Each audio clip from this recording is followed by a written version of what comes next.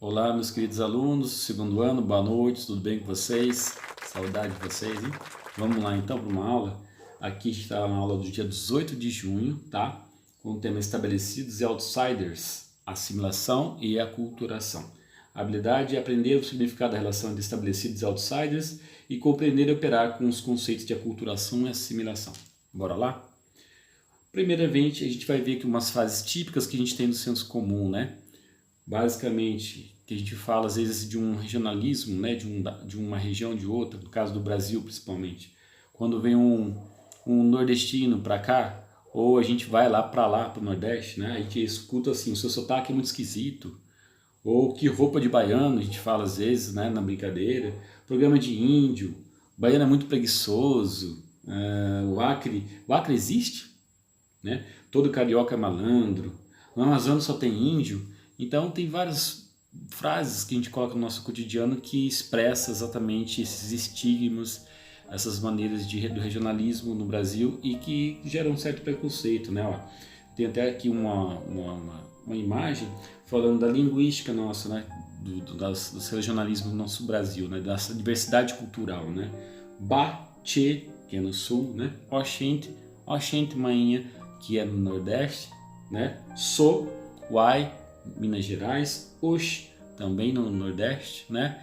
E aí vai, né? O louco meu, São Paulo, paulistano, né? E assim vai, cada lugar tem um seu jeito de colocar seu sotaque. Mas tudo isso é para expressar quão grande e rica é a nossa cultura linguística, né? E toda a nossa diversidade cultural brasileira, né? Aqui tem uma tirinha também, ó, do baiano gaúcho, né?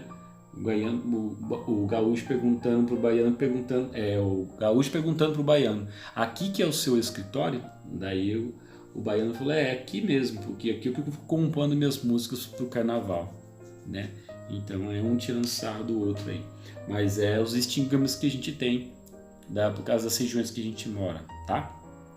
Aí vamos entender o conceito estabelecidos e outsiders.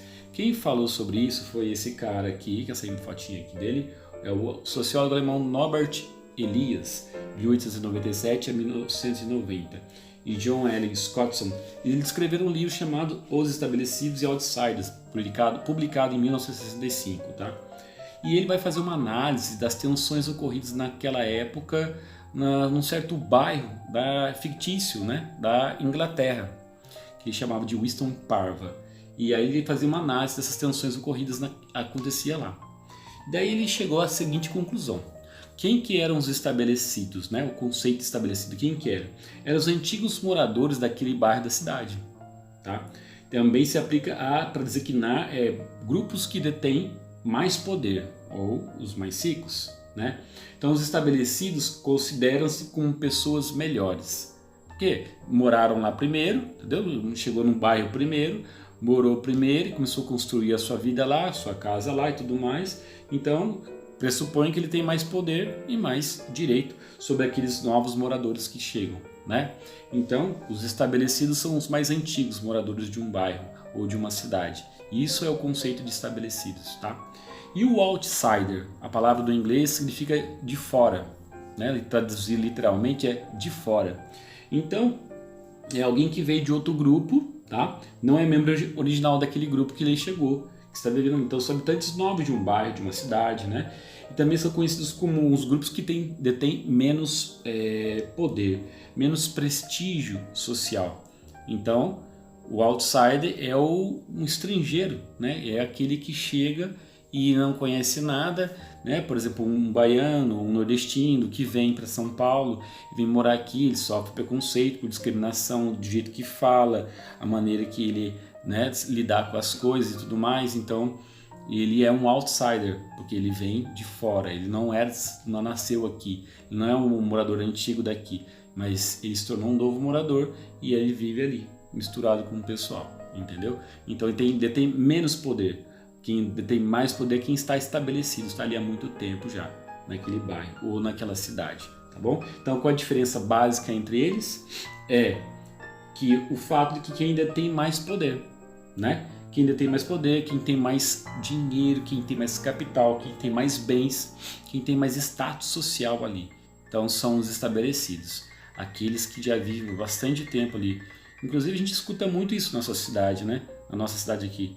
Ou seja, você é da onde? Quem é você? Qual é o nome da sua família? De onde que vem você? Então isso é típico das pessoas que são estabelecidas há muito tempo para colocar isso para você, né? Esse é o conceito, tá? Deu para entender? Qualquer coisa a gente tira depois, no plantão de dúvidas, tá? Aculturação. A aculturação é o outro conceito que é um conjunto de mudanças resultantes do contato de dois ou mais grupos culturais diversos, né? Aí tem dois tipos, a aculturação direta e a indireta. A direta é o choque de culturas, é o choque de civilizações que a gente falou na aula passada, lembra? Choque de culturas, choque de civilizações.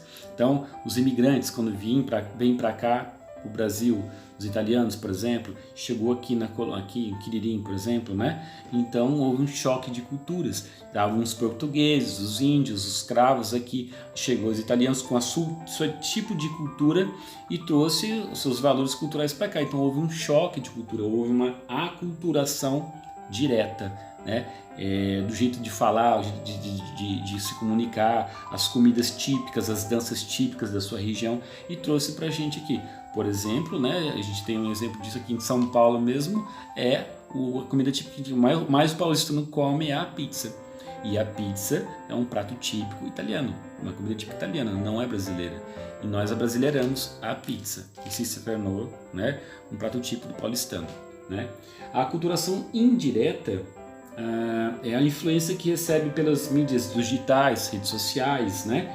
Hoje em dia, por exemplo, entre vocês jovens, uma febre que existe na música aí, mundial, que a maioria dos jovens gostam, inclusive aqui no Brasil, é o K-pop, né? Então vocês adquirem trejeitos da cultura coreana, né, sul-coreana lá, e os jeitos de vestir, de falar, de cantar e tudo mais, de acordo com a cultura deles. Então é uma aculturação indireta que vem pela internet, tá bom?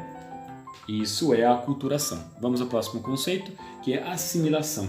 E assimilação nada mais é do que você incorporar naturalmente aspectos de uma outra cultura, né? Como estou falando aqui da cultura coreana, né? No sul-coreano, da questão do estilo gênero musical, K-pop, por exemplo.